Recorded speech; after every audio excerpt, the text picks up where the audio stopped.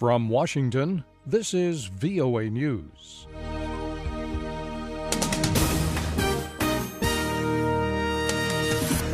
I'm Bob Doughty reporting.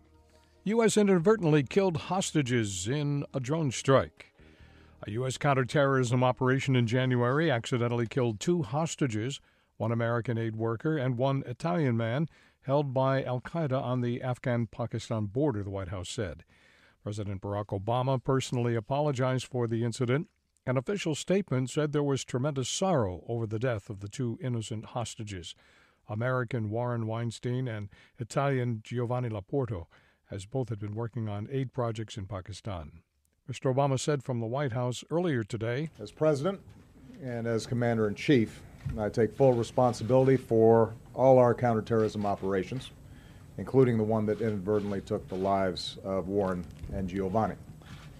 I profoundly regret what happened. On behalf of the United States government, I offer our deepest apologies to the families." Mr. Obama told reporters, based on the intelligence that we obtained at the time, including hundreds of hours of surveillance, we believe this was an al-Qaeda compound, that no civilians were present, and that capturing these terrorists was not possible. European Union leaders are considering a plan to resolve the continent's migrant shipwreck crisis by taking military action to destroy smugglers' boats in Africa so they cannot be used to ferry refugees on a perilous journey across the Mediterranean to the southern shores of Europe. The heads of state of the 28 EU countries met in Brussels Thursday in the aftermath of last weekend's Mediterranean disaster, in which about 800 or more people drowned, with only 28 rescued, when a migrant boat headed from Libya to Italy capsized. This is VOA News. Warplanes pounded Houthi rebels' targets in Yemen Thursday, 2 days after what was supposed to be the official end of the Saudi-led bombing campaign. Witnesses say the raids hit areas around the main southern port city of Aden, where fighting continues between the Houthis and supporters of the country's ousted government.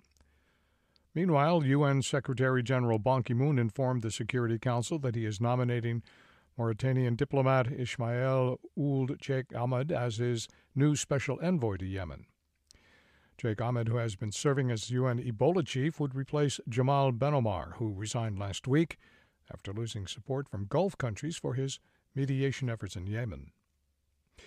The Wall Street Journal reported Wednesday top Chinese nuclear experts have expanded their estimate of North Korea's nuclear capability beyond previous U.S. estimates, making Pyongyang's arsenal a potential regional security threat. VOA's Victor Beatty reports. The Wall Street Journal says the Chinese estimate that the North may already possess 20 nuclear warheads was relayed during a closed-door meeting with U.S. nuclear specialists at the China Institute of International Studies in February. Recently, U.S. experts suggested North Korea had between 10 and 16 nuclear bombs.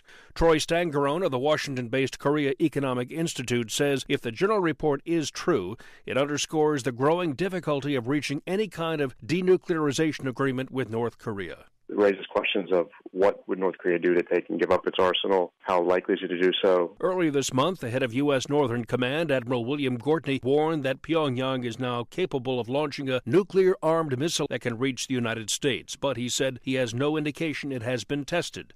Victor Beatty, VOA News, Washington. 5 months after her nomination by U.S. President Barack Obama, Loretta Lynch is expected to finally be confirmed by the Senate as the nation's next Attorney General. Lynch's nomination had been held up for weeks after Senate Democrats held up passage of legislation aimed at cracking down on human trafficking due to an anti-abortion amendment inserted into the bill by Republicans. The impasse over the abortion measure was broken off earlier this week when a handful of Republicans and Democrats reached a compromise. A U.S. public opinion survey shows Republican Senator Marco Rubio leading the large group of hopefuls for the party's 2016 presidential nomination.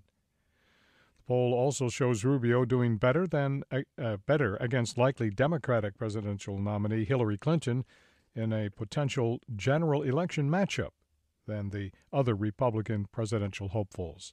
Rubio trails the former Secretary of State by 2 percentage points. I'm Bob Doughty in Washington. That's the latest world news from VOA.